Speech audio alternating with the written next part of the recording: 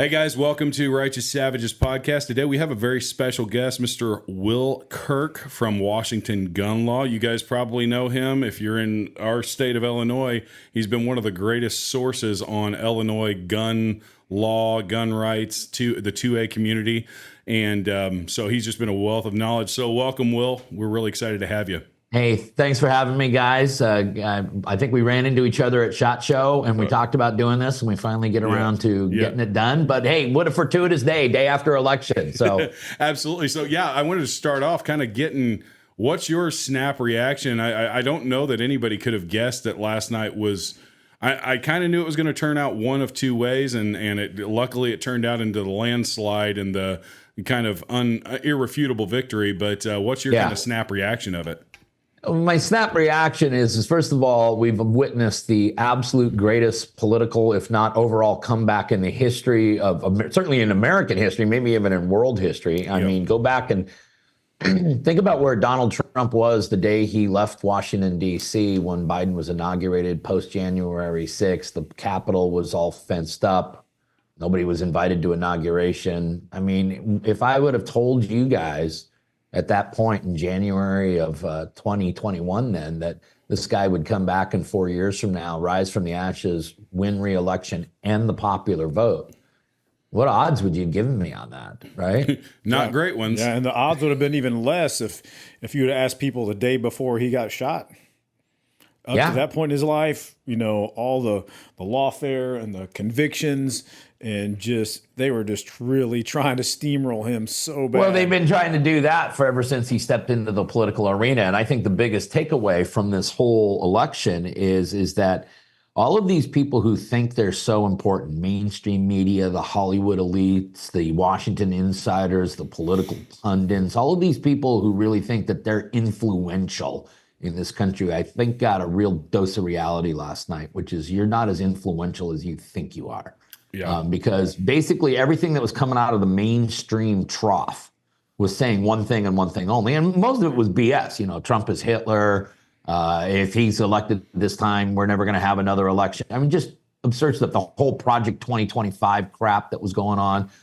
And the American people just simply said, no, I don't buy it.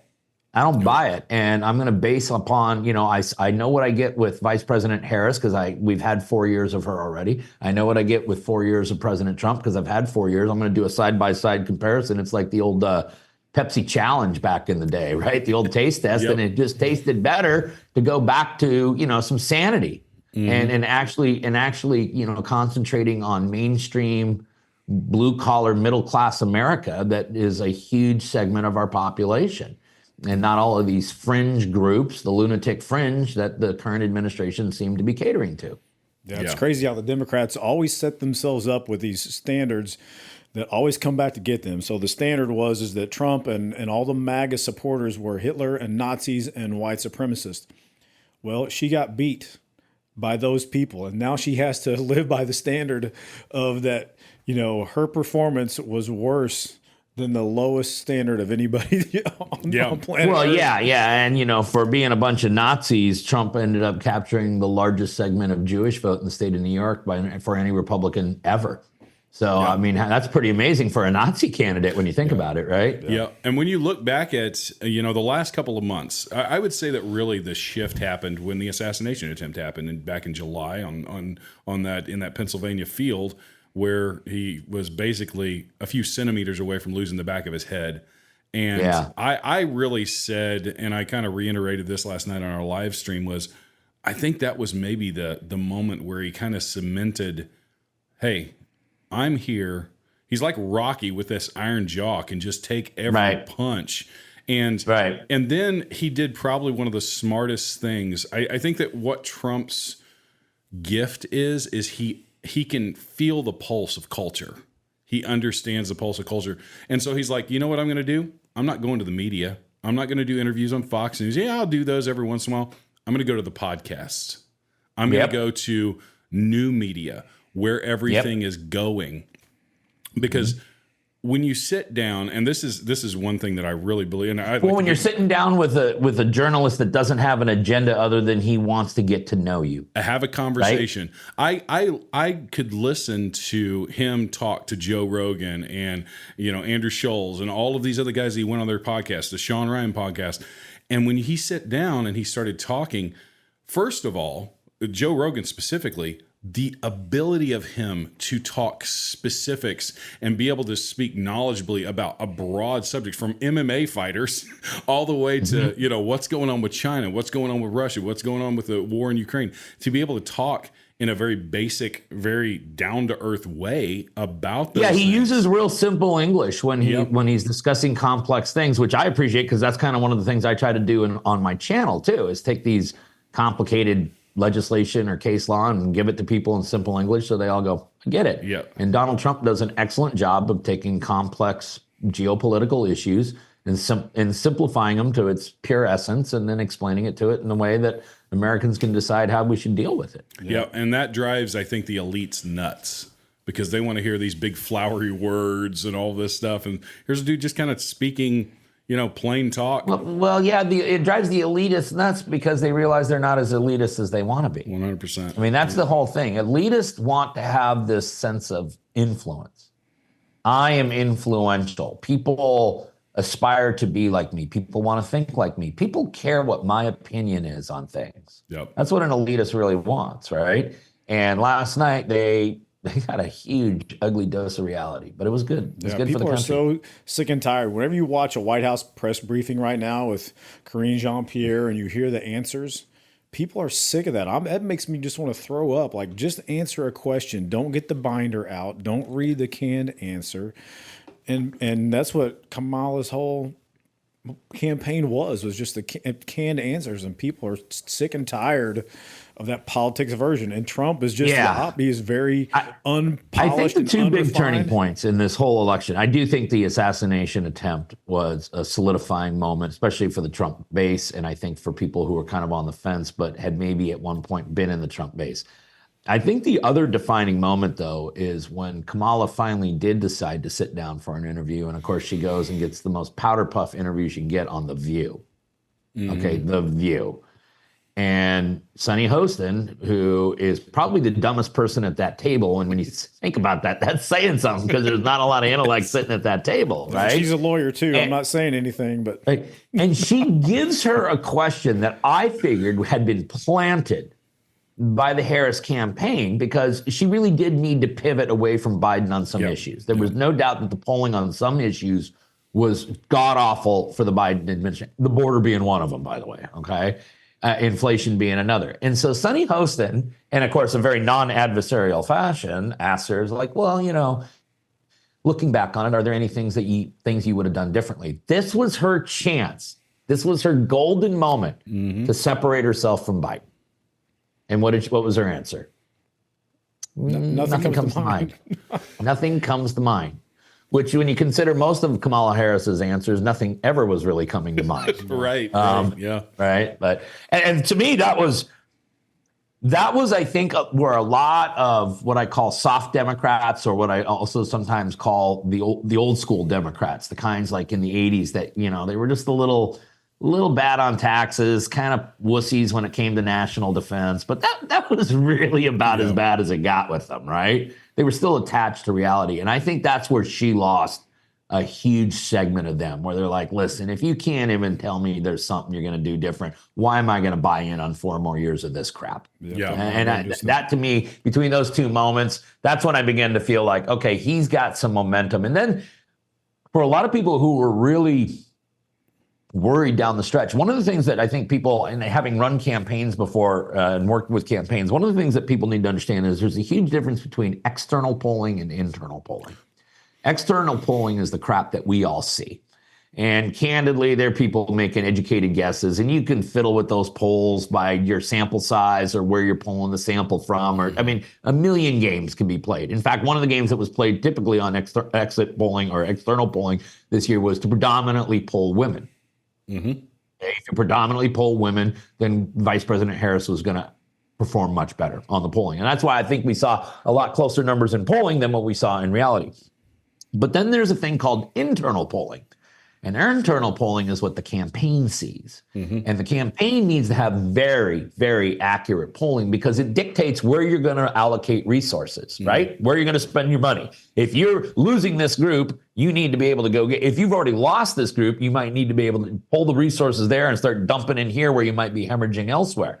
And if you watch those two campaigns, especially in like last 3 weeks, it was clear that one campaign had it kind of on cruise control and the other campaign was scrambling like hell. Yeah. And when I see that, and I saw the opposite in 2020, they had Biden in the basement and they were feeling pretty good about the numbers, and Trump was out scrambling like a madman trying to find votes places, okay? And that's telling you that the internal polling was telling both of them the same thing, and that's that she was losing decisively.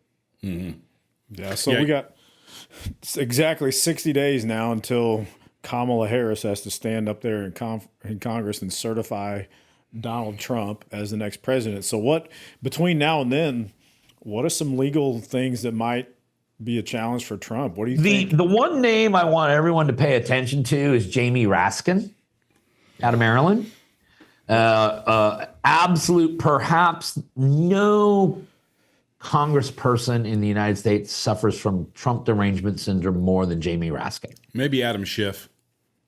Maybe Adam Schiff. That's a good one. Yeah, Adam. But they're definitely they're right. neck. They're 1 and 2. Adam Schiff, too, unfortunately won a Senate race last night pretty decisively over Steve Garvey, who I remember playing for the Dodgers back in the day. But watch Jamie Raskin. He's already made some statements about how a felon can't be sworn in as president, and therefore he's going to move to not certify the vote. And, like they said, democracy was on the ballot this year. So that's how they're going to practice that.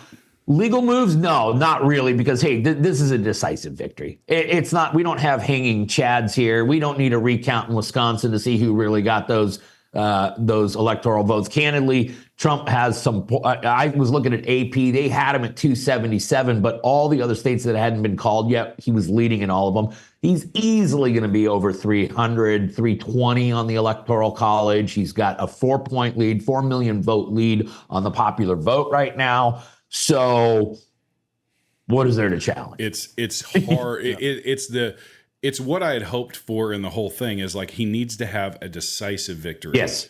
Because it shuts down a lot of the avenues in which they could pry away the likelihood of him getting into office. Now, the only thing you can do is something blatant, in all honesty, like the Jamie Raskin thing. Well, it takes away the message that they were able to effectively communicate to some portions of America in 2016, which is this is an illegitimate president. He hadn't won the popular vote, but it's not the first time that's happened in the United States. And then there was the Russia thing, right? It was all Russian collusion. And so they were essentially trying to delegitimize his presidency before he was even sworn in. This is a situation where, I suppose somebody may try it. They may try it, but the numbers just don't. Yeah, I don't think it was a mandate from the American people. Yeah, I don't think anybody is seriously going to challenge the election. My gut feeling is they are going to seriously challenge him being president, and they're going to say he's unfit and unhinged and a Nazi and way too dangerous, and something has to happen. So whether it's not certifying the election, whether it's trying to get him, put in jail, arrested on some other charge, I think there's going to be other lawfare. There could be. There could be. I would say that Go ahead. If I was advising the Democrats on any of that, I would tell them that, listen, you are already losing this culture war. And if you pull that stunt with a person who has won the popular vote by 4 million votes already, you will have completely surrendered the culture war at that point. Yeah. So, because I think that would be a tipping point for a lot of Americans where it's like, and now we can start segueing into why we have the Second Amendment, right? Because that's exactly where I was going to go. Tyrannical government. You definitely that was a perfect segue. Is like boom, like that. Yeah, the weave, as President Trump would call it, right? The weave. So I think that what's really crazy about all of that is that you've lost a good amount of the moderate left if not all of it at this point, I think, because you've lost the people, like the people that would identify with Joe Rogan, the people that would identify with Elon Musk. They're not hardcore conservatives like us, but they're a little bit more, they're socially more liberal, socially moderate, fiscally conservative. Yeah, and they see this stuff. And also those guys, Elon Musk, very pro Second Amendment.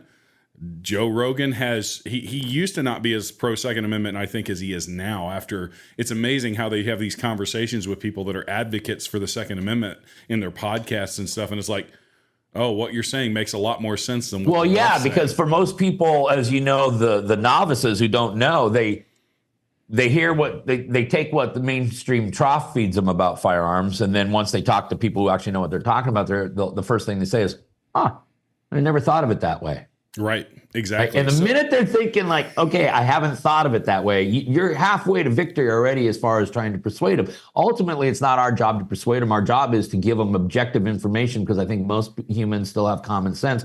And when it comes to the Second Amendment issues, I think common sense actually prevails. 100%. I think that it's a very cut and dry, and most people that have ever... Dave says this all the time in the podcast, your experiences drive your beliefs. So if you've experienced some point in your life where you're like, I kind of wish I had a gun. I don't know what's going on. 2020, gun sales were crazy in 2020 because everybody saw neighborhoods burning down. They're like, I probably should get a gun so I can defend myself. So the common sense thing is people know that the police aren't coming within, people seconds. Know what they see. Yeah, they know what they see. They know what they see. They see their communities getting less safe. They see their police departments getting defunded. They're watching the news. They're seeing the crime statistics. I mean, and then, of course, you got one party's like, no, crime's down. No, you don't need a gun. Right? That's literally what they're telling them. And people are sitting there going, but I'm looking out my window, and reality is telling me something completely different. Yeah, the proof is always in your own neighborhood, in your own life. So when you go to CVS and it takes 4 managers to go retrieve the pack of gum out of the cabinet because everything's locked up, that's evidence to you that things are really bad. Yeah, right. And it doesn't matter what anybody else says. That it's bad where you're at. And that's why Hollywood elitists telling us how to vote is the most insulting thing in the world. Yep. How could they possibly have a clue what the average American is going through? They don't. They don't at all. Yeah. Absolutely no. And in fact, they don't even have a clue what most Americans are going through, because they are living in such an insulated bubble. And yet for them to come out and say, well, let me tell you how the world ought to work. It's offensive to anybody who has any sense of self-worth themselves, We'll just all say, cool story, bro, but live in the real world for 5 minutes. Yeah. Exactly. So where you and I think that's what Trump's done is Trump can communicate to people like it's the real world. Yeah. Yeah. And he uses normal real world language, and he talks about real world problems in real world terms. And bring together, it's kind of funny because he's made a couple comments. I think he made it on Joe Rogan. He made it last night when he was talking about RFK. He's like, yep, I'm going to let him go crazy on the health stuff, but I'm not letting him touch oil. It's like he's well, and I think this is going to be really critical. President Trump has said that when people have asked him, have you made some mistakes, and he did say that I appointed some people the last time around that he wasn't happy with, and he did burn through cabinet members pretty quick, and so I'm hopeful. I am hopeful that President Trump learned from that experience and is a little bit more systematic and thorough in the way he selects his cabinet members. I think that the success of presidents, if you go back and you take a look at success or failures of presidents, their cabinets contribute significantly to that. They really do. Well, and he said that he's not going to wait for the government funding to come for his transition team. He's starting that now. Sure, and he's funding it himself. And that's a brilliant move. And that's one thing I think you could also say about President Trump is he learns from his mistakes. He changes course. He's changed course on a lot of things. He's kind of like, well, maybe I went a little bit too harsh on that and I kind of alienated some people. I'm going to try and bring those people in here. And really what you're seeing is an alignment of, I think, people that think with common sense. Yeah, but what I also think we're going to see on a second Trump term is I actually do believe that President Trump is going to govern a little bit more as a moderate than as a conservative. Yeah. And I think that because I think deep down inside, President Trump is much more of a moderate than a conservative. And I'm not saying that because I honestly, if we started geeking out on a lot of political issues, you would find out that I'm probably not quite as conservative as you may believe. I'm conservative, but I'm not super conservative. That's just me. Yeah. And so on a first term, President Trump is would have had to, you got to keep the base, you got to run as a conservative, you got to govern as a conservative. Okay, he's got no reelection on the back end of this. Yeah. Yep. He's got no reelection on the back end of this, and I do believe that gives presidents a lot of freedom to govern more in the style that they're comfortable with versus what they believe that the party needs them to do. So. I think a lot of Americans may be ultimately disappointed that they think they're going to have a very conservative presidency from President Trump. I don't believe that to be the case. But the good news is you're going to have a presidency and an administration which is run on common sense. And it's going to certainly be run on preserving the inalienable rights of Americans everywhere, regardless of your background or anything else. And those are two critical things that every American will benefit from, period. Yeah, yep. Completely agree. Yeah, I was going to see if we could brush up a little bit on some gun cases at this point. And I know Trump in his first term helped pass a bump stock ban, and now that seems to be going down in flames. So what's the latest? What's the current status on the whole bump stock issue? Yeah, so the bump stock issue is dead, done, completely done. As a matter of fact, if you turn the bump stock into the ATF, they actually owe it back to you. So that is completely done. Yeah, are those actually that was one of the. Are those in a closet somewhere? Like, are they just going to write if people you a didn't check give it back and you have it, depending on what state you're in, you can continue to use it now. There are some states that have banned them on a state level, and the Cargill case would not have any effect on that whatsoever. There are some states that define automatic weapons by rate of fire rather than what the function of the trigger is. And so I would say, again, in those situations, bump stocks are probably not legal in that state. If you live in a state that doesn't have any of those types of restrictions, theoretically, you could get your bump stock back out and let her rip if you want.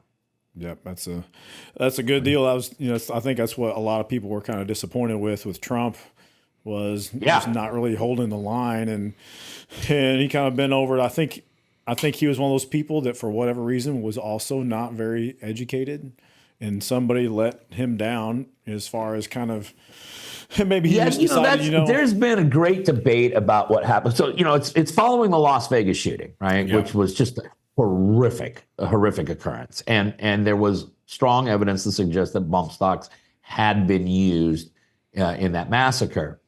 At the time, though, you had probably the congressional energy that if President Trump had wanted to force Congress to pass a bump stock ban, it probably could have been done because every Democrat would have voted for it. There was a very, very small Republican majority at that point. And there were several Republicans that were in districts or have been a little soft on this issue that would have supported it anyways. It would have passed as legislation. Now, some people have suggested that, well, had it passed as legislation, it would come with it a rate of fire type of definition that would have been added to federal law, and that would have therefore eliminated or created a lot of other problems. I candidly don't think that the Trump administration thought it through that well. I don't think they were that thorough in their thinking. President Trump chose to instead just take the ATF off the leash, say go make them illegal. And that's what happened. And I disagree with what he did. And ultimately, that's what the Supreme Court struck the ruler down about. Yep. No. Right? It wasn't what they did.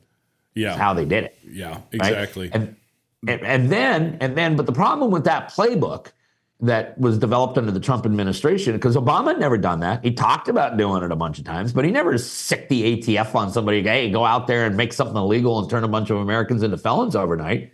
Never did that. Then, of course, along comes the Biden administration. They've done it 4 times now. Mm-hmm. Okay, now, those rules are suffering pretty much the same fate as the bump stock ban. But I am a little concerned about the 80% lower unfinished frame and receiver. Yeah. That's the Vanderstock case, was argued in front of the United States Supreme Court. We'll get a ruling in the spring or summer. Arguments and I were did really not like weak. the tone of the questions on that one. Yeah, arguments were kind of weak on the defense of that, in my opinion. I don't know, like what I watched a couple of your videos, but I do tend to agree with you. Like we should have argued it on a different sometimes we argue these on the wrong platform from the wrong place. Yeah. Well, sometimes I think we let the other side muddy the waters and overcomplicate things. Okay. Yep. At the end of the day, there's this piece of legislation. It was passed in 1946 because post World War II, we had massively increased the size of government during World War II. And there were politicians concerned, all these agencies might just run away and just run amok if we don't box them in a little bit. So they passed the Administrative Procedure Act. In fact, it's such a huge piece of legislation that in law school, I took a whole semester class just on it, just that piece of legislation, because it's a significant piece of legislation. And that's been used to shoot down almost all of the ATF rules. You read any ruling that's shot down an ATF rulemaking order, they don't hardly ever cite to the Second Amendment.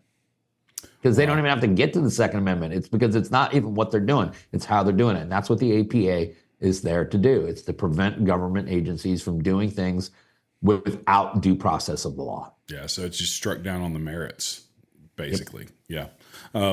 Yeah. So, and something a little bit closer to home for us, obviously, is the PICA, Protect Illinois Communities Act, that has been enacted on us. And, we actually see a lot of people that are just afraid to even, obviously a lot of people, I think it was 98 plus 99% of people didn't register their, weapons of war with the state of Illinois, which was great because it kind of just didn't give any teeth to that law. It was basically dead on arrival from a enforcement level, because it was easier to do when you had all those sheriffs publicly declaring that we're not enforcing it. Yep. You got to go through us. And that's a good thing.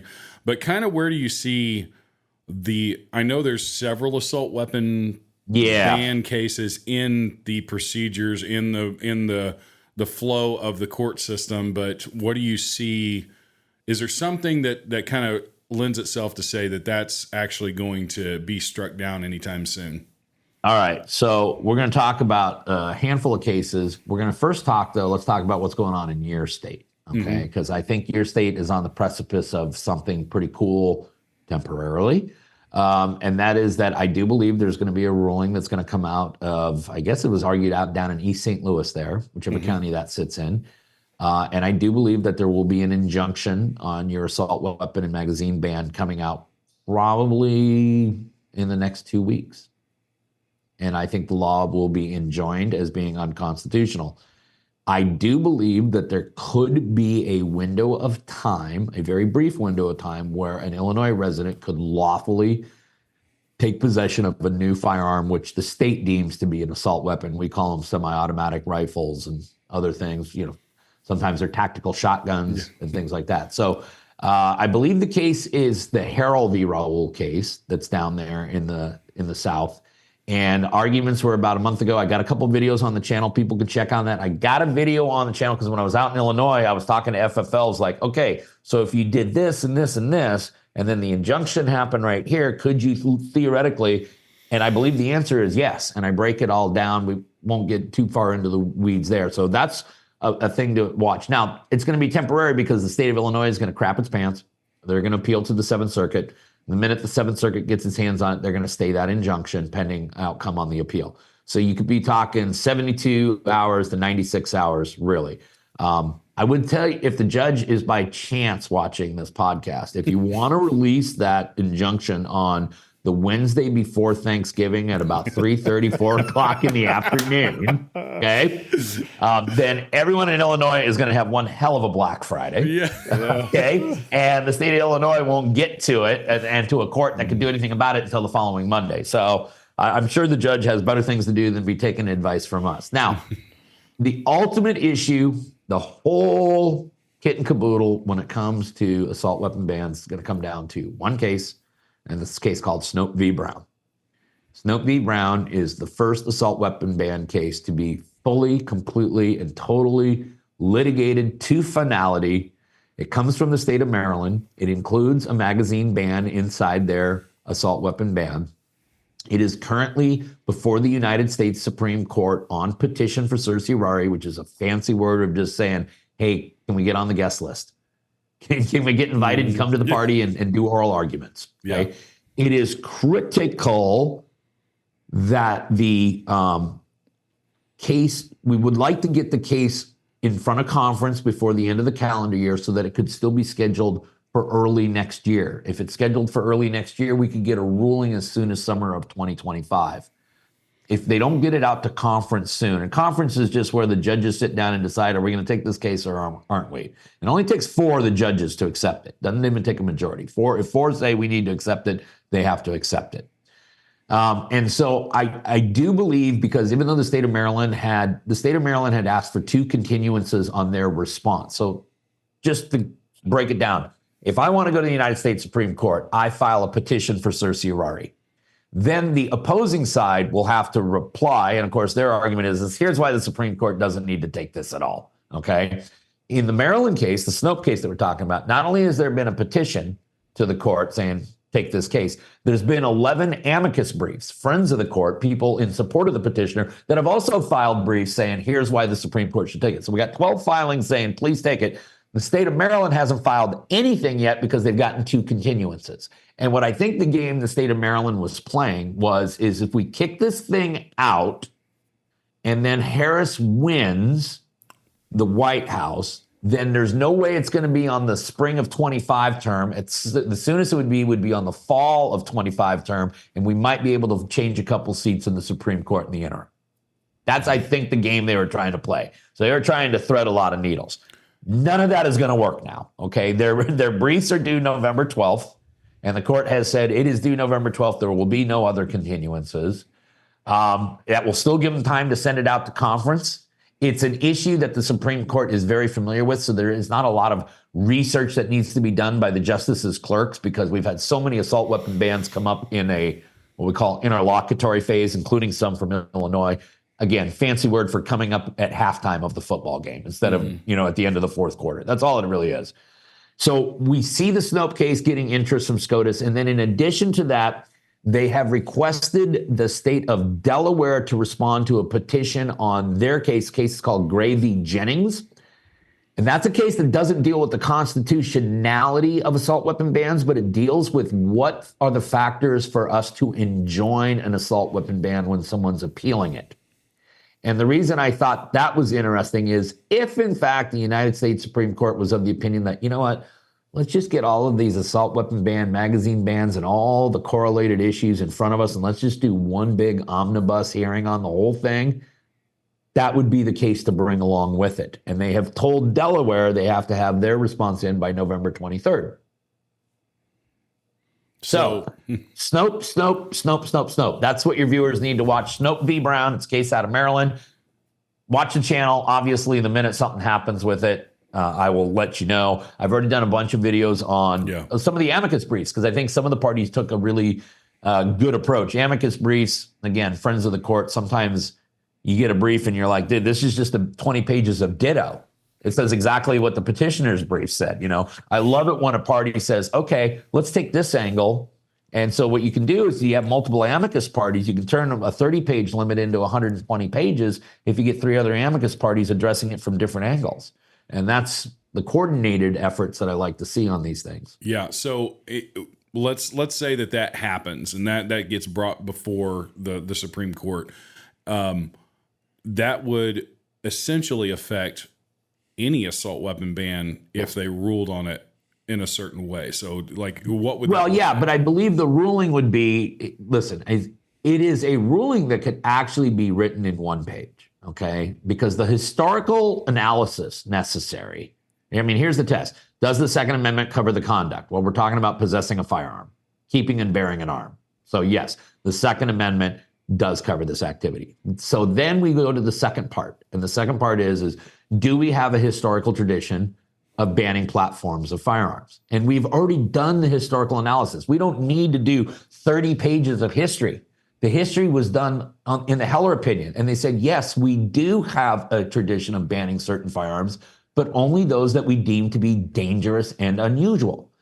That's the historical test. That's it. You don't need to go digging through colonial laws and post-ratification laws and all this other crap that these courts do.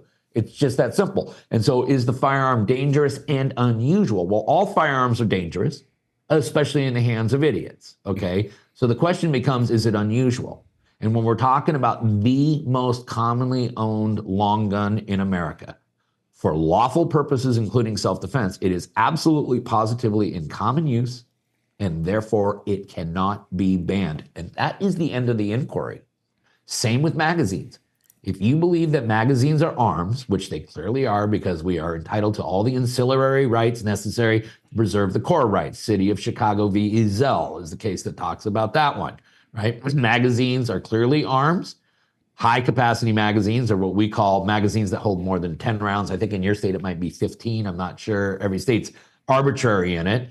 But are they in common use for lawful purposes, including self-defense? They most definitely are, and therefore they cannot be banned. And that is the end of the inquiry. Yeah, that's cool. Well, let's hope your lips to God's ears that happens. Yeah. So it would be a welcome relief for the citizens in Illinois that they feel like they've got a target on their back just for owning a certain kind of gun. It's ridiculous because really before the PICA Act, Illinois was not the best state, but it was definitely probably more on the conservative side outside of the FOID card, which outside of the FOID card. As you were saying that, I was in the back of my head. I'm going, what about the FOID card though? But outside of that, you could own pretty much any gun that you wanted. Obviously, we could own suppressors, which annoys the snot out of me. But. Yeah, and there's a lawsuit kicking around on that one. That one's just been sitting out there collecting dust right now. I was geeking out, digging around on cases, looking for material to do videos on, and I find this Illinois suppressor case. I don't remember the name of it off the top of my head right now, but I was completely unaware that Illinois had a blanket ban on suppressors. Mm-hmm. Yep. And so here's the thing about suppressors, okay? If the test is dangerous and unusual, you can make an argument that suppressors are neither dangerous or unusual, right? Because there's nothing unusual about them. There's millions and millions of them lawfully owned in the United States. Law enforcement agencies use them. The military uses them. Okay, there's nothing unusual about them. And from a danger standpoint, it really, candidly, they make firearms safer. Yeah, I've seen it. Certainly from a hearing standpoint. Yeah. Even the CDC has said really the only way to effectively mitigate the noise of gunfire for hearing protection is through the use of suppressors. That's the CDC said that. So they're not dangerous, nor are they unusual. Yeah, we've had some legislators in Illinois try to get that, pass laws to allow that, and I think the legislation was called the, Hearing Protection Act of whatever year it was or something, and it's true. I've been at a million ranges where guys are shooting suppressors, and it's like, why not? Why don't we just call it the Protect Hearing Illinois Communities Act, and then when you spell it out, it would be PICA, right? With an H in it, right? But it's the PICA, and we're gonna finally give that acronym some good purpose. Just email, go ahead and write that up and email it over to me, and I'll just present it here. you got a legislator's gonna get that bill sponsored tomorrow for us, and we have all the judges watching our podcast too, I'm sure we have all the judges.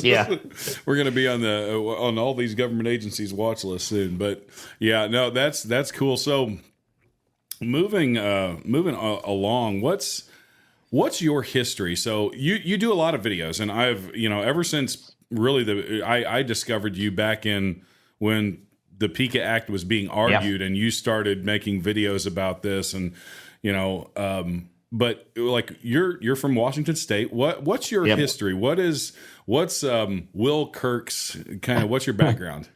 So this is going to be the first time I've actually told this story. I've told it at speaking events, but I've never really told it on video. And because I don't think people tune into my channel necessarily to hear about me, they're there to learn about the material. But so I'm born and raised in Washington State. My family got to Washington State in 1883 on a wagon train.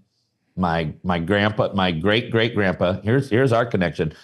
My great great grandpa William Halliday Kirk Sr. hopped a boat from Scotland in Nova Scotia. He was in a merchant marine vessel as a late teenager, meandered his way all the way down to Illinois near Springfield and became a farmer down there. In his late 20s, though, the dang Civil War broke out. He enlisted into the Illinois National Guard. Because he was an older guy, a little more mature, they elevated him in rank. He went and fought valiantly in the Civil War, highly decorated soldier in the Civil War. Upon ending the war, many officers in the Union Army were given land by the United States government as payment for their service to the country. And they gave William Halliday Kirk Sr. 40 acres of land, but it was clear the hell out in the Washington Territory. Okay. So he ended up hopping on a wagon train in 1883 in St. Louis, made it to Washington State by the winter of 1883. By the spring of 1884, he settled the Kirk homestead, and every Kirk that's ever lived in the United States is buried in the state of Washington. So you're telling me the show with Tim McGraw in it was about your family? No, but William Halliday may have been an extra in it. I don't know. Right? I don't know if he was passing him or what the deal. I know the dude, and listen, he lived to be 82 years old. He's buried out in Elmira, Washington. And when you think about the life he lived without modern medicine and all the things that could have killed him, and he lived to be 82, that's like us living to be like 120, you know? Right. So that started the Kirk family in Washington. We all attended Washington State University. I went to Gonzaga for law school. Okay. Yep. Worked as a King County prosecuting attorney out of law school right here in Seattle. Worked for a gentleman named Norm Mailing, a Republican elected 5 times in King County. One of the great honors of my career was to work for Mr. Mailing. I worked there for about 3.5 years, did a lot of trial work, lived in the courtroom. In 2000, I was offered an opportunity to come work for a gentleman named Douglas Cowan, who was probably one of the 4 or 5 best well-known DUI attorneys in the nation. Had an incredibly successful practice. Went to work with him in 2000 as the young lawyer in the firm, which means I was, again, living in the courtroom the whole time. I was doing all the litigation, trying cases left and right. Worked my way up through that. Was really good at defending impaired driving cases. I got really good at it. I was the dean of the National College for DUI Defense before I was 50 years old. But as that career began to develop, and it was very lucrative, but my passion for it was never really there and seemed to be waning more and more. Along comes 2020, and much like what happened in Washington State, like in Illinois, we shut the whole state down. We shut it all down for a long time. And if you guys ever watched the very first few videos I ever did on my channel, I had hair down to my shoulder. And the reason is that I had needed a haircut when the kids got taken out of school. And my wife said, "When are you going to get a haircut?" And I said, "I'm going to get a haircut when the kids go back to school. That's when I'm going to get a haircut," right? And I thought I'd, go a couple more months without a haircut. Well, a year and a half later, I'm rolling it down here, and kids still weren't in school. We had that summer of love out here in Seattle where things just went completely crazy. I'd always had another little website called Washington Gun Law because I'd always been passionate about the issue, but I wanted to just educate people. And I had a separate phone number. And all of a sudden, during the summers of 2020 and 2021, the phone starts ringing off the hook. I mean, I can't keep up with the call volumes. And many people are asking the same questions. So I decided to start a YouTube channel for the sole reason that we could put messages on our phone and say, if you're calling about this or this or this, check out YouTube, right? And I just put the answers out there.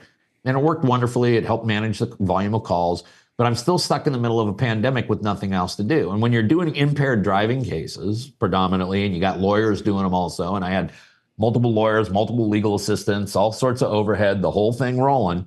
But you shut down all the bars, restaurants, concert venues, and sporting events. And you de-police your community, as you guys know. Shockingly, the number of cases went down. So I had nothing to do. And so I just kept doing YouTube videos because I literally had nothing else to do. And I never set out to be a content creator. I never set out to monetize the channel. I never did any of it. I've always enjoyed teaching. I love teaching when people have that aha moment where they're like, aha, yeah, I get it. I love that. I live for that. I started listening to viewers because I was running out of material. Like, oh, you need to do a video about this. Oh, you need to do a video about this. And the first time I ever had any national exposure is I did a video. Someone had asked me, how do I buy a suppressor in Washington State legally? Okay. And so night before I shoot the video, I get online, make sure I got the law down, doing my research. And the next day I'm like sitting here and I got my tablet and I'm on Facebook. This is when I still used to use Facebook. And I'm getting inundated with ads for solvent traps. And I'm like, well, what's going on with these solvent traps, man? What's up with this, And so I started looking up solvent traps and I'm like, oh, this is not good. And so I did a video where I basically said, hey, don't do this. This is a bad idea for two reasons. Number one, you're taking a piece of junk from China and screwing it to the end of your barrel and praying to God it's going to work. But secondly, I think ATF's going to get really pissed off about this. And lo and behold, the video goes out and it gets 10,000 views and like 8,000 people hate it and accuse me of working for the ATF and whatever. And about 6 months later, I get notification from Google that that video picked up 30,000 views in like a 12-hour period. And I'm like, what's going on? So I do a little research, and what had happened, as you guys may recall, is ATF raided Diversified Machine, got the shipping manifestos of everyone who bought a solvent trap, sent them all nasty letters and said, hey, we want to talk to you. And that's when I did my first I told you so video. And then here's what to do and not to do. And that was the first time a video really blew up and started pulling in a national audience. And that's when I kind of said, well, maybe there's a bigger market for this. And what I mean a market for this is that when it comes to lawyers like to just baffle people with all their, BS and their fancy words and stuff. And when you're a trial lawyer, like I've been, and that's the difference between trial lawyers and other lawyers, okay, is that trial lawyers have to talk to jurors. And you talk to jurors like normal human beings, just like we're having this conversation today. And so even though you may have dealt with very complicated evidence or complicated jury instructions or legal theories or whatever it may be, when it gets time to make your closing argument, you got to tell them the story, and it's a story they got to understand, and it's a story they got to believe. Yeah. And so all I have ever ended up doing with my channel is I get up every day and I make a closing argument, because I just take something that is wordy and probably way lengthier than it should be, and I'll geek out on it. I'll pull the good stuff out on it, and then I will give it to you in very straight, simple English, and you decide what that means to you. And it's the big thing. And I get, like, when I was out in Illinois, I had so many people come up to me and thank me, for what I did. And this is what I want to say to everyone who's watching this, is that I need to thank all of you, because to go full circle on this story is I was, my career was, exploding. And when you have a big law practice and you're a trial lawyer, all you end up doing is you're chasing the clients, you're chasing the courtrooms, you're chasing your calendars, you're chasing verdicts, you're chasing the money, chasing your associates around, you're chasing your legal, it's exciting, but it wears on you. And I had a kid that headed off to college a couple of years ago, and I should have been super excited because he's heading off to Washington State University, where we all go in my family. And I was devastated because I couldn't go back and remember enough for those 18 years having him in the house, because I lived this life of chasing, and I wasn't keeping my eye on what I had at home, my wife and two boys. And that's when I had this epiphany of, I've got to create a professional lifestyle that allows me more freedom and less stress. And so when people tune into Washington Gun Law and allow me to become a full-time content creator like I'm becoming, I just want you all to know that you're all setting me free. You guys have set me free from literally a professional prison that I had placed myself in. But I cannot express my gratitude to my viewers and the people who subscribe and tune in every day. I just cannot express my gratitude enough, because it has significantly changed my life for the better. So, and I thank all the folks in Illinois, because other than Washington State, the second most highest subscribers I have are out in Illinois. I think that whole assault weapon ban was a great opportunity. What I saw out there was I didn't see a lawyer just explaining to folks in Illinois, hey, here's what's going on. Here's what's actually happening. Yeah. You can't rely on mainstream media. And you got some great people out there like Greg Bishop and stuff like that. He does amazing work. Greg, though, is not a lawyer, so he can give you a generalization. I'm the one that can dive in and geek out on it and then say, hey, here's what the law is really doing and why they're doing it. Yeah. That's awesome. That's really cool. It sounds like you haven't fully broke out of prison since you've got a court case later today. Yeah, but it's a Zoom at 1:30, so you're like on work release. yeah, exactly. So what's the future then for that? Are you totally gonna break free of the courtroom stuff and keep doing this? I would like to break free for the most part. In a perfect world, I will continue to be able to make a living as a content creator. And then, along comes interesting cases once in a while. I have a gentleman who owns a very prominent Chinese restaurant down in Seattle in the International District who's had all sorts of vandalism and attempted arson on his building. And he basically chased some vagrants away with a firearm in his hand. And of course, the city of Seattle charged him He contacted me. That's a case I'm going to take for sure. I'm going to take that case because I believe in the cause. I believe in the guy. And I think I can be really effective for him. So I do take some self-defense cases and things like that. But as far as, having that full, I got 55 open files in 5 different counties. No, those days are done for me. I'm 55. I can't do that anymore, man. That's awesome. That's awesome. But it's amazing that the connection of the world is. It's kind of like we were talking. Not to go back to the election last night, but there were people like Alex Jones had. I think you said like 3 million. 3 million, 3.2 million, and it was like.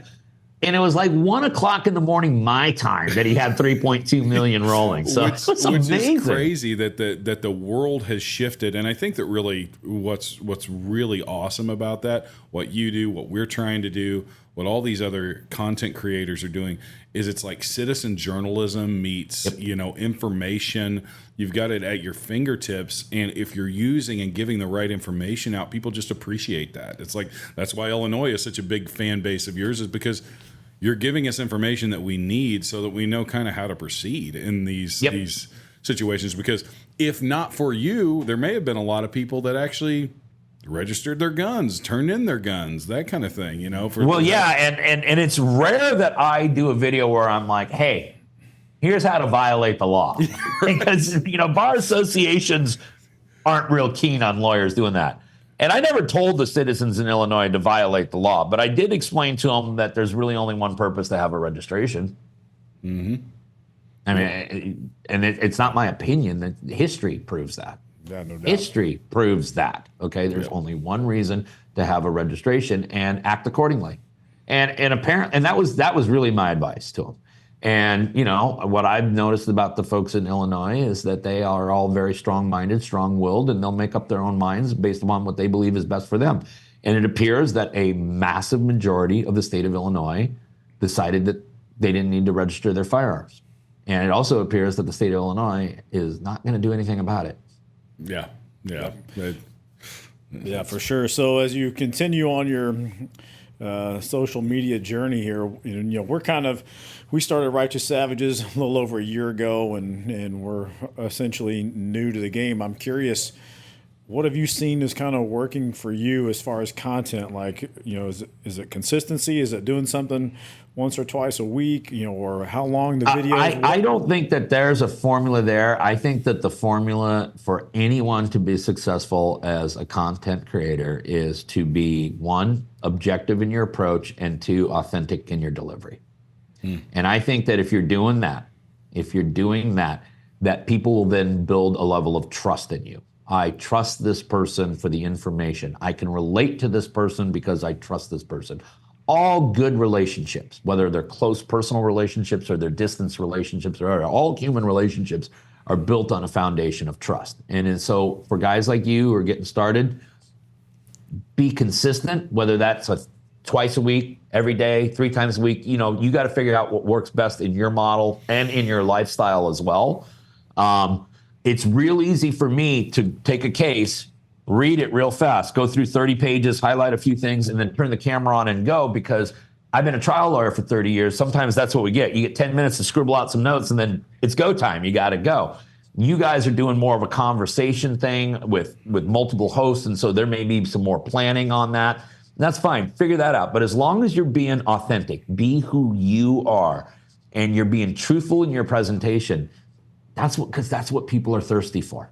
Yep. That's what they want. They just want somebody that I go, I rely on the stuff he tells me. Even the stuff I don't like, I know it's reliable, though. And that's who you got to be. Yeah, it's interesting because you're seeing that with the news media. You're seeing this, like we were just talking about Alex Jones, 3.2 million.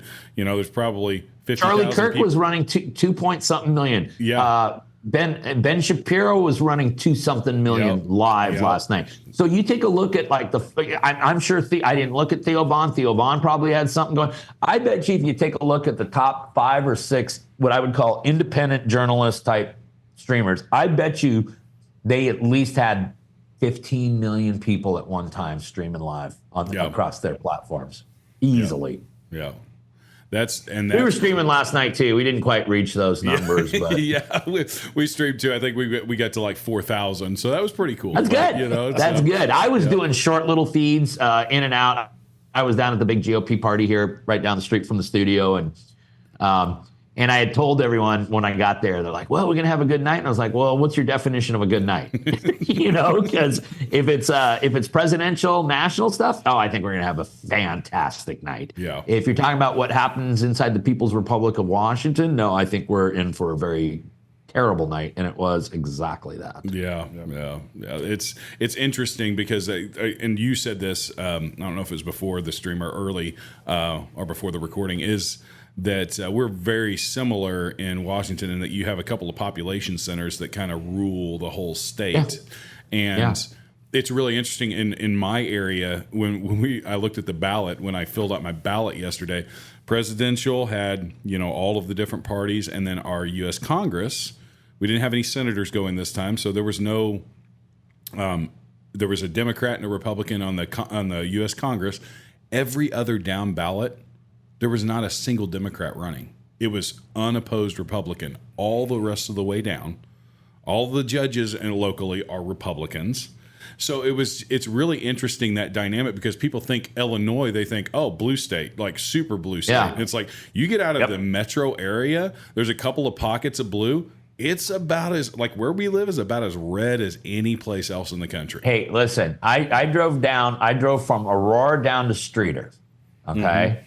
And I go rolling into Streeter a couple hours before I got a speech down there, and I see all this commotion at this one intersection. I mean, big commotion. I'm like, man, what do they got, a carnival going on, or what's going on over there? I got to go check that out. I had time to kill. What was it? It was a huge Trump rally.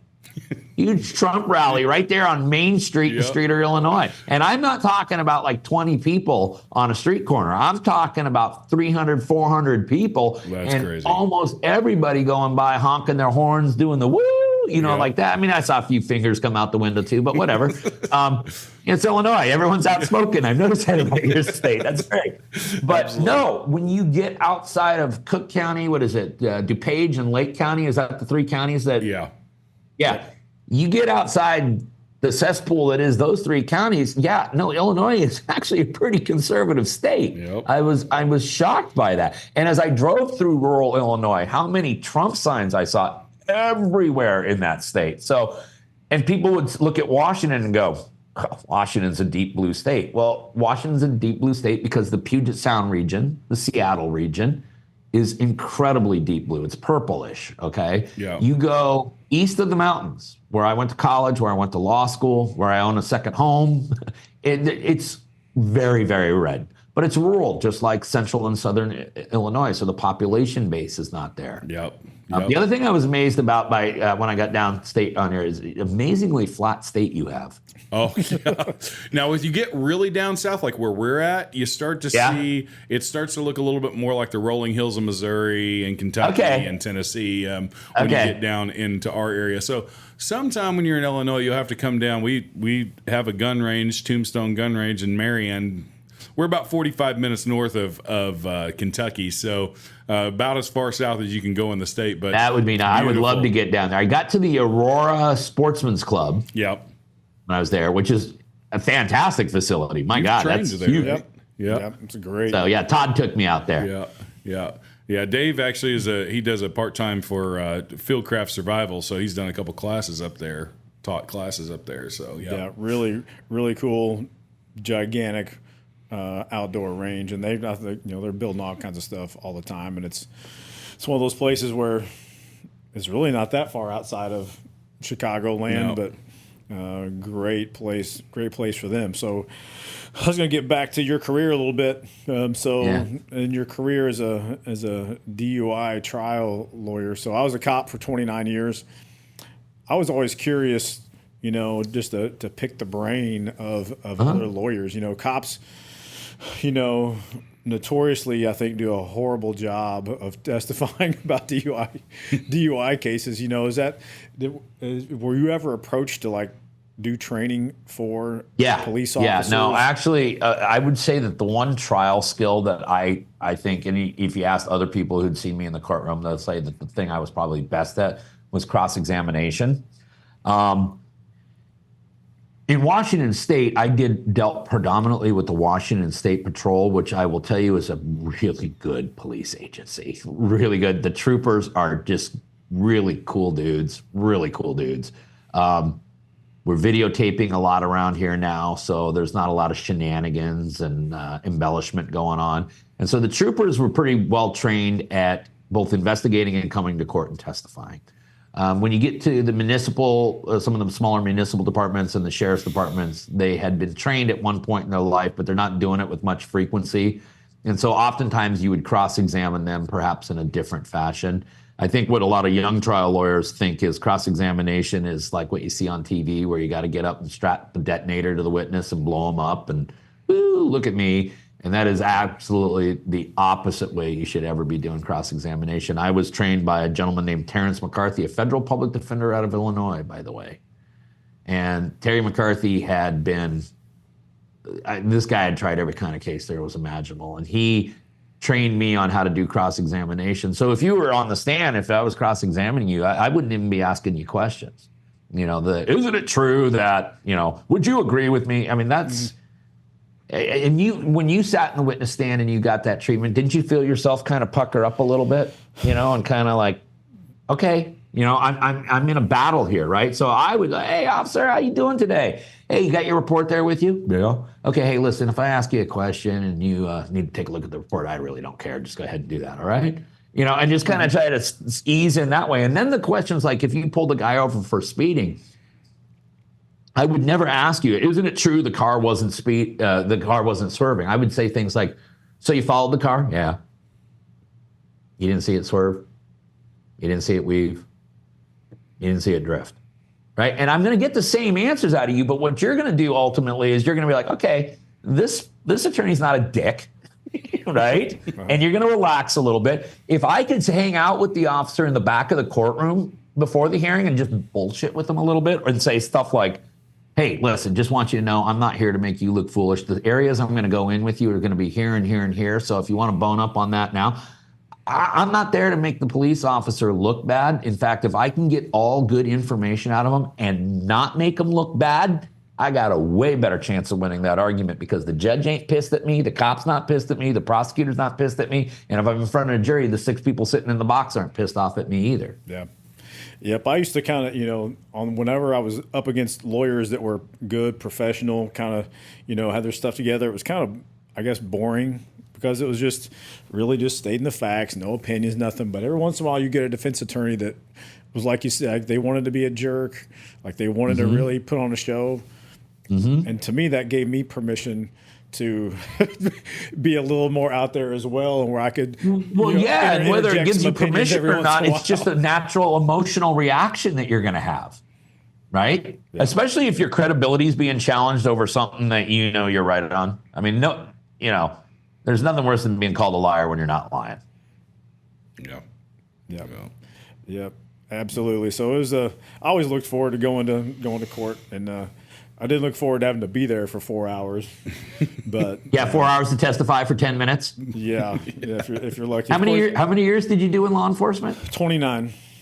29, all in the state of Illinois? Yes. Wow. Yep. So I worked in Decatur, Illinois, which is right smack dab in the middle of the state. I worked there for 4 years. That was a town of about 100,000 people, so it was pretty busy. And then I moved down to Carbondale, which is down here. Southern Illinois University is there. Who we used to play Gonzaga quite a bit back in the 90s. That was a good old rivalry there for a while, actually. But it was good. I'm glad. Just like you said, kind of getting out of the legal stuff is a little bit freeing, and like you're getting out of prison. And I felt that way when I retired. Like I feel like I just might have walked out of a prison a little bit. Like, I'm not so, Yeah, and I think that, in your profession, you also went through a phenomenon that my profession lives in, which is, everyone hates a lawyer. So when people are like, screw the lawyer, I'm used to that. But it never used to be that way with police officers. And then we go through this whole period of time where it's all cops are bad, defund the police and all that. I honestly don't know how you guys can do your job. I mean, the job is challenging enough already. It's dangerous enough already. And then to have to do it in some community, and maybe you didn't have this experience where you were, but like Seattle Police Department, Pre-George Floyd, 1,200 police officers. Today, 600 police officers. City's grown in population. Police department's been cut in half.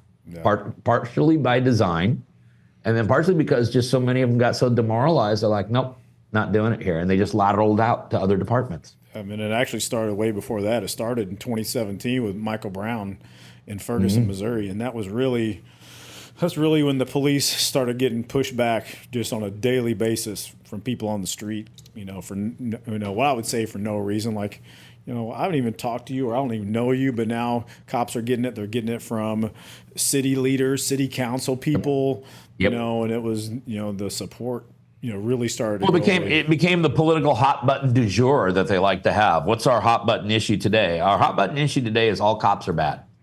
That's what it is. We're going to show our voters that we really care about them by defunding their police department. And now we take a look at how did the defund the police department work out for, and take a look at Seattle crime statistics, see how it worked out. Yeah. Yep. So you got to be careful what you wish for out there. I think somebody said, if you make war with the police, you better be making friends with the criminals out there. Well, and in the communities that depolice, they're also the same communities that are stripping away Second Amendment rights. So they're making the communities more dangerous while at the same time making it harder and harder for citizens to defend themselves. It's almost like they want you dead. Yeah, Chicago is the best example. I talked to a Cook County Sheriff's officer yesterday, and I haven't seen it on the news yet, but 2 days ago, a Chicago police officer got shot and killed. And he sent me the video. Some bystander was in a second-story window of a house recording this traffic stop on the street, and somebody jumped out with a fully auto Glock, probably with a switch on it, and shot back at the cars and shot and killed the police officer. And this is, a town where all that stuff is already illegal. Everything, there's already a million laws against all this stuff, and lo and behold, criminals are not following the laws. Did you notice that was a phenomena in law enforcement? Criminals don't follow the law. It was a trend. Here's the other thing. Think about it this way. So if you go, this is not my statistic. You guys can all go fact check me on this one. You go to the United States Department of Justice criminal statistics. You take a look at gun crimes. You will see data's right there. 88.8% of all gun crimes are committed by an individual who is unlawfully possessing the firearm at the time that the crime is committed. You go back and look at your law enforcement experience and tell me how many times you took a gun that was illegally possessed off a person versus the time you took a gun that was legally possessed off a person, right? So since we have this identifiable demographic group that is the problem, one would think that an intelligent state legislature would draft statutes to address that identifiable problem. But in states like Illinois and Washington, we write 100% of our gun laws to affect who? The lawful and responsible people that we've already identified are not the problem. Yeah, and then on top of that, so the law is written for the law-abiding citizens, so they get punished for the crimes of criminals, and then criminals don't get punished. They get let out. I can't tell you how many times I've been on calls where somebody does a drive-by shooting. They're 17, so in Illinois, 17 is still a juvenile. They do a drive-by, shoot up an apartment complex with people inside. We arrest them. Well, this guy doesn't have enough points, so you're going to have to take him home. And so we drive these people to grandma's house and release them. And so it's worse than just, the law-abiding citizens are getting hit, but it's, doubled down by, on top of that, the criminals doing the crime, they don't even get, punished like they need to. Politics is like a bad cancer that you can't let spread anywhere, and I'll give you two examples of what happens when you do. Number one is the criminal justice system, because the criminal justice system is based upon accountability. Period. End of story. That's what the criminal justice system is about. When we inject politics and we start looking at the color of the skin and the economic backgrounds and all these things, we have we allow Lady Justice to lift the blindfold and peek out one eye. Okay, so that breaks the system. The other one is science. 20 years ago, if someone goes, well, according to the science, what anyone would do, according to the science, they kind of lean in. Oh, what's the science say? Now someone says, according to the scientists, you're going to cross your arms, kind of lean back and be like, whose scientists are we talking about? Why is that? We allowed politics to bleed into science as well. Yep.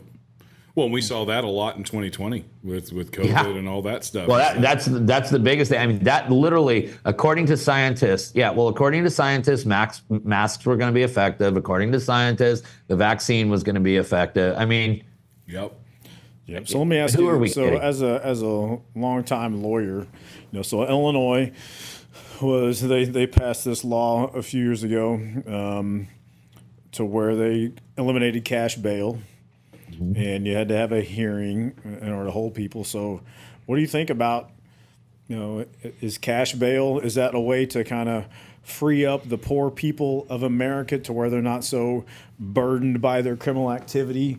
Is it something that's really equalizing, the playing field out there, or is this making this totally worse? This is absolutely ignoring the issue of bail in general. Okay, bail is about two things. Every court rule will tell you this. Bail is about what is the likelihood that this person's going to come back to court, and what risk does this person pose to the community? That's it. Okay, that is it.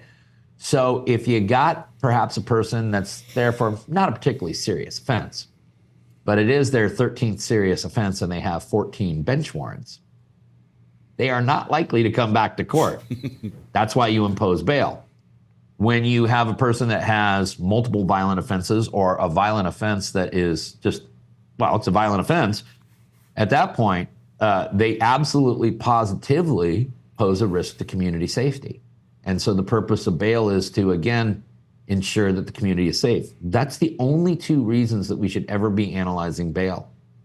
Is the person going to come back to court, and are they a danger to the community? If you got negative answers to one of them, you're probably going to have to talk to a bail bonds person. If it's not a serious offense, you got no criminal history, therefore I have no reason to suggest that you're not going to come back to court. Yeah, PR is totally appropriate in that situation. But the politicians... Well, you got to go take a look at some court. Take a look at... Here's a classic example of one I've seen in my community. Take a teenage kid, 16, 17 years old, get them wasted, let them drive like an idiot, and get into a wreck and kill a couple of people. Okay, because this happens in your communities too. All right, I have seen a case with a white kid from a fairly affluent family have that situation. High bail. I've seen a kid who was not white, coming from an underprivileged community, same set of facts, no bail, sent home on PR. Exact same set of facts in the exact same jurisdiction. That makes no sense. Yeah. That's all. Right. That's the politics that people are sick and tired of, and they see through that it's not honest, it's not, not right, and people are tired of it getting shoved down their throats. And everybody spoke up about it yesterday.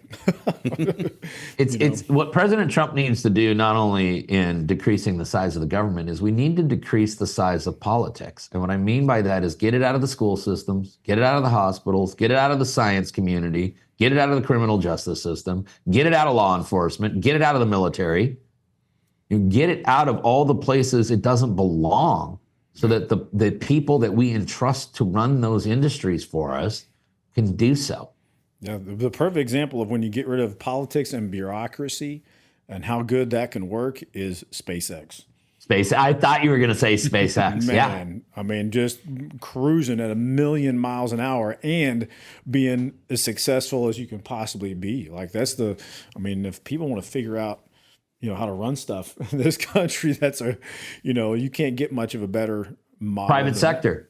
The private sector will always do it. Just like you need to get a new bridge built in your community, I tell you, you'd probably hire a private sector and make them actually have to do it for a profit. That damn thing can get done in a couple of months. And that's the key. I had a buddy of mine that used to worked on nuclear submarines. And I'm like, how come?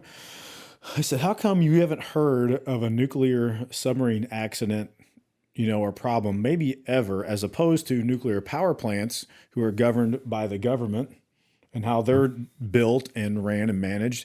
He said it's all because of private companies that have nothing to do with the federal government. Now, there's some governance there going on, but they know how to get the job done, and it's nothing to do with government red tape No, it's about actually getting the job done effectively, efficiently, and profitably, if that's part of the goal. Well, and another something that government, because there is no bottom line for any government agency. There is no bottom line. You guys are private in the private sector. I'm in the private sector. The bottom line is the thing we're always focused on, right? Yep. When you're a government agency, there's no bottom line. You can run a deficit. What's the big deal? Yep. And I think that another great example of that is the acquisition of Twitter, now X, by Elon Musk. He cut, what was it, 60 or 80% of the jobs at X when he took it over within the first like 6 months. It operates more efficiently than it ever has. You don't have hundreds of people with content moderation that are constantly shadow banning or pushing people down or suppressing ideas and that kind of thing. And they broke a record last night for usage of the platform during the election. Yep. You know, They shattered that record. Shattered it. And it's like, I mean, it was, yeah. It goes to show you how amazing the infrastructure is of that platform. Because think about how many users were running across that platform last night. And it wasn't slow. I never noticed it bogged down, never noticed it slow. And I was using it during the stream. All the people on the stream were watching it. It's pretty crazy. That's what efficiency, when you have to make a profit, when you actually have to make something work. Innovation doesn't come from government. It never has. Innovation always comes from the people. Private sector. Yeah, private sector and people that have an incentive. That's another thing is like that's why nationalizing our medical care would be the dumbest thing we could ever do, because the privatization of healthcare in this country has led to some of the most amazing developments in healthcare because of the competitive nature of that. Yeah. I mean, what we do with heart surgery compared to what we did just 20 years ago with heart surgery is ridiculous. What we do with prenatal care now that we did even 10 years ago is amazing. Why? Because competition breeds excellence. Yep. 100%. 100%. Well, it's been awesome having you on the podcast, brother. And we look forward to crossing paths down the road. We'll probably see you at some gun shows and that kind of thing. I'll see it shot. I think that the folks out in Illinois, I'll have some videos coming out later this month, because your state's the state that just keeps on giving. Yes. I mean, there's always so much material. So we'll be covering that injunction coming out there and what you can and can't do. Try to keep you guys scribbling inside the lines if you want to continue to scribble inside the lines. Do you have any plans for SHOT Show while you're out there? You're just going to roam around, or? No, I tell you where anyone can find me. I'll be predominantly over at Palmetto State Armory, because they, and a lot of people don't know, Right to Bear self-defense coverage is actually a subsidiary of Palmetto State Armory. They're owned by Palmetto State. So I will be spending most of my time over there doing interviews. But if anyone's going to be down at SHOT Show and you just want to come by and shoot the breeze with me for a few minutes, come on by. I love meeting my viewers because, like I say, you guys are all setting me free, so I can never thank you all enough. Well, you'll definitely see us there because we're making plans to be there in January. So that's going to be a good time. Especially that'll be around the time that Trump takes office. So that'll be right after. It'll be right around inauguration, won't it? right. For the gun community, that could be a happy time for sure. So now we just got to go get all of his felonies vacated, appealed, overturned, and vacated, so the gentleman can possess a firearm again. Right. Exactly. Well, Will, we are really happy that you stopped by and spent this time with us, and we'll look forward to seeing a lot more information flowing out of Washington gun law, and hopefully this is your full-time job before you know it. I hope so. Thanks for having me, guys, and thanks for all the folks out in Illinois who support the channel, and keep fighting out there in Illinois, everyone. Keep fighting. You got a state that's worth fighting for. Yep. And for all you viewers out there, we thank you for stopping by, and we'll see you next time on the Righteous Savages podcast. Have a good day, guys. See you, man.